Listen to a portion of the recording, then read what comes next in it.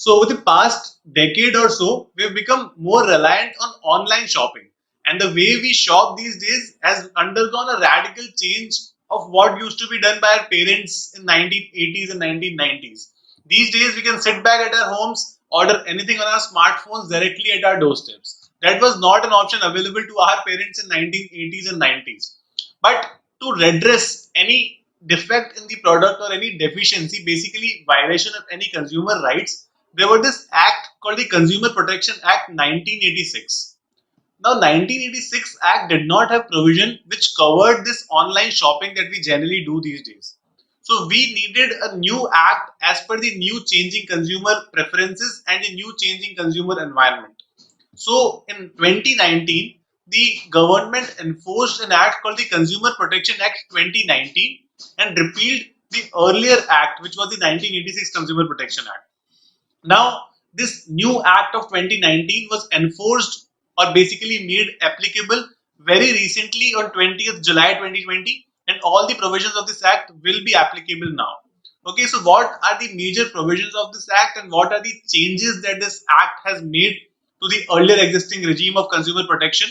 That is what we will discuss in this session. So the first and the most obvious change that this act has brought is in the definition of a consumer. Okay, so the change that is brought is earlier the consumer was a person who used to buy stuff offline. Okay, he goes to a shop, buys something, and comes back to his house. Now, any consumer or any person who buys anything offline or online falls within the purview of the Consumer Protection Act. Okay, and he will be protected if his rights are violated. So, any person who buys any service or product offline or online is a consumer, but there's an exception to it. That exception is that if a person buys any product to resell it, then he will not be a consumer. A consumer is only a person who is buying for his own use or consumption. So the second concept that this act has brought is the concept of product liability. What this means is that say if I buy a pressure cooker today and while cooking, because of some deficiency or defect in this product, that cooker blasts on me. Okay, and I sustain injuries because of that.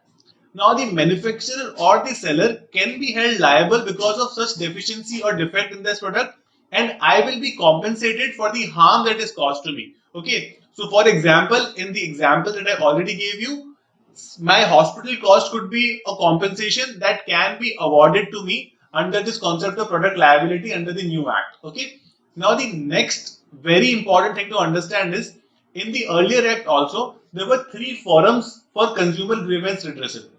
It was on a district level, on a state level, and at a central level or the national level. Okay, so the district level forum had the capacity to entertain claims up to 10 lakh rupees.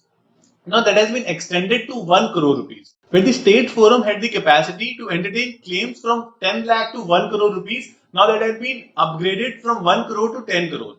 And the national forum was 1 crore plus, and now that has been extended to 10 crore plus. Okay, so that is a huge pecuniary change. Now these three forums are already existing. Okay, but the problem was that the consumer did not know how to reach to these forums. The only possibility left with us was to hire a lawyer, pay to that lawyer, and then that lawyer did all the procedural formalities in the consumer forums, which became very expensive for small consumers particularly. So the new act provides us an option to do all the filings or basically file all the complaints online. And if in fact the proceedings can be held via video conferencing, so basically entire procedure has been made quick and hassle free as well as very inexpensive.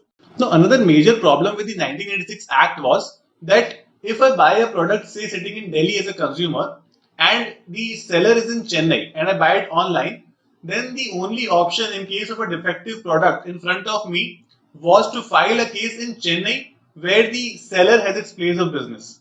Now that has been changed. Now the consumer can file a complaint wherever he wishes. So if I stay in Delhi or work in Delhi, I can file a complaint in Delhi also for a seller that is in Chennai. So the critics say that the new act has changed the concept from caveat emptor to caveat venditor.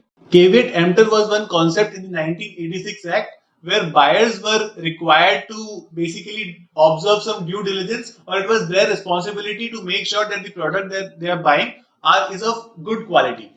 Now that has been shifted to caveat venditor, where the onus falls onto the seller to make sure that the product he is selling is of good quality and of the requisite standards. Now, a really important provision that this Act has brought is the setting up of a Central Consumer Protection Authority or CCPA. CCPA is given some investigative powers wherein it can investigate into any consumer violation issue. This authority is also given powers to take matters suo moto. Suo moto का मतलब होता है that it can file a case on its own accord without any complaint. Okay, अगर कोई भी complaint नहीं करेगा and the authority feels that there are certain violation by the manufacturer or the seller, it can take matters in its own hand and file a complaint and start proceedings itself. It also can file class actions. So you guys must have heard about public interest litigation, wherein if rights of a particular set of people are violated, then a public interest litigation can be filed in a court.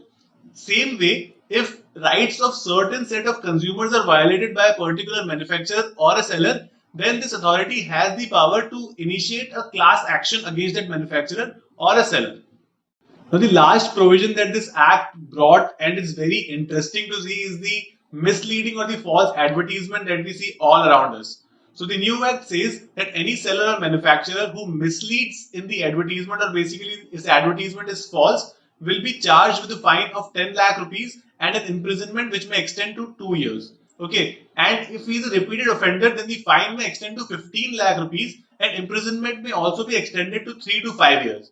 The interesting part of this provision is that the endorsers, basically the actor or actresses who endorses this particular product, can also be held liable and penalty can be imposed on them also.